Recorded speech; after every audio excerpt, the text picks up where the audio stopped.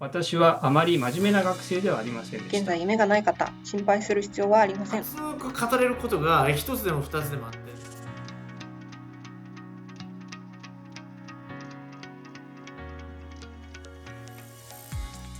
こんにちは。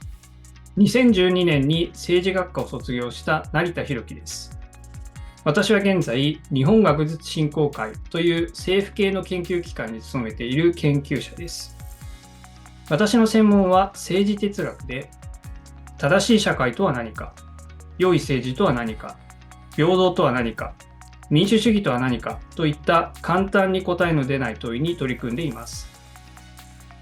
私は哲学研究者なので、あまりアクティブなことはしません。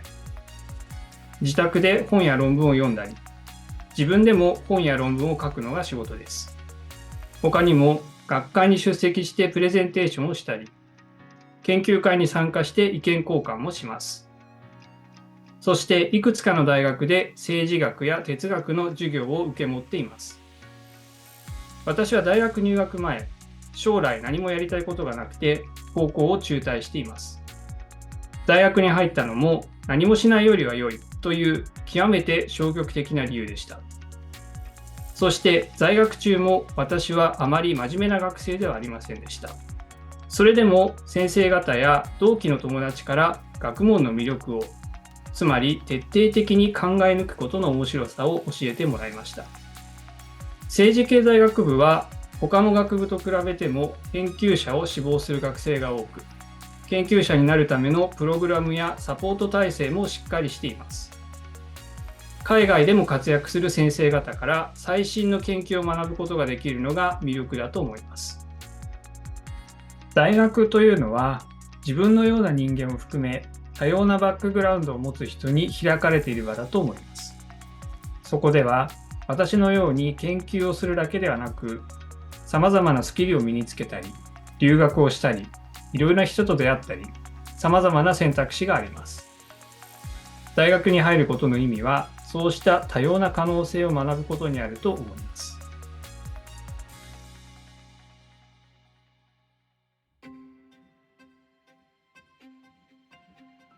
国際政治経済学科2012年卒、独立行政法人国際協力機構 JICA の笹部義恵と申します。JICA にて発展途上国の課題解決に取り組んでいます。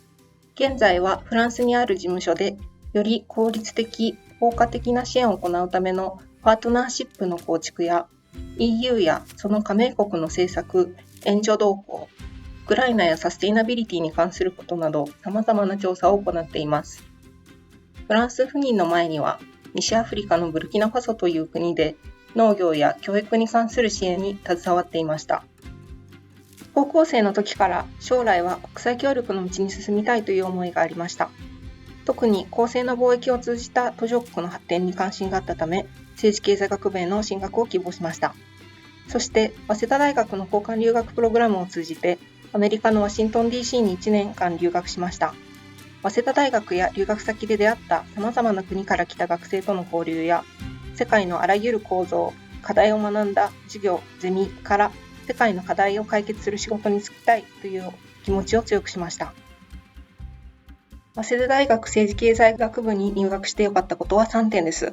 1つは留学時の単位認定制度です。例えば私は1年間アメリカに留学していましたが、留学先の単位が早稲田大学の単位として認められたため、4年間で卒業することができました。2つ目は学習内容です。政治、経済、公共政策、また第二外国語で学んだフランス語、いずれも今のキャリアの基礎となっていると感じています。3つ目は何より大学で出会った恩師、友人たちです。卒業後10年以上経ちますが、今でも交流があり、このご縁に感謝しています。現在夢がある方、素晴らしいと思います。ぜひそのまま突き進んでください。現在夢がない方、心配する必要はありません。多くの人が大学進学後に夢を見つけたり、大人になっても探し続けていたりするものだと思います。焦らず興味のあることを少し深掘りすることから始めてみてはいかがでしょうか。心からエールをお送りします。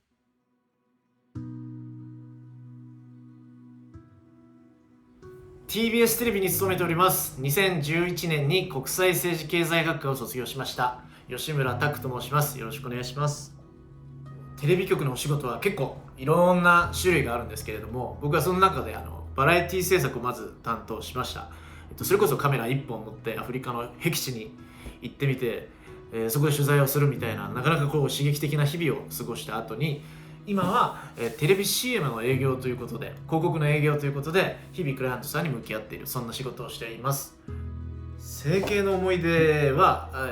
いろいろありますが、一番はゼミだなと思います。本当に何ですかね、合宿とか行ったりするんですけれども、そこでお勉強も当然しつつ、その合間に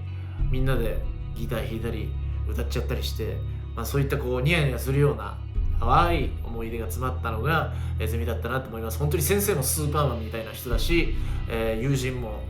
頭キレッキレの素敵な人たちにいっぱい出会ったりして、本当に今につながるすごい素敵な出会いがそこにはいっぱいありました。何を学ぶのか、これは大事ですけれど、それと同じか、なんならそれよりちょっと上なんじゃないのくらいに、誰と学ぶのか、そして誰から学ぶのかは本当に大事なんだなっていうことに気づけたのが良かったなと思います。ぜひ味わっていただきたいです。夢がなきゃダメよとか、やりたいことがなきゃダメよって、言うんですけど、僕はあんまりそういうふうに思わなくって、どっちかというと、一つでも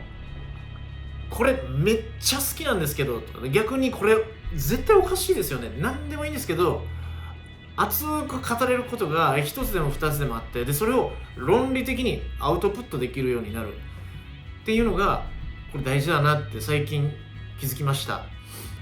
なので、大学入る前もそうですけど、入った後もそういったことに気遣いながら過ごしていただけると、非常に実のある大学生活になるんじゃないでしょうか。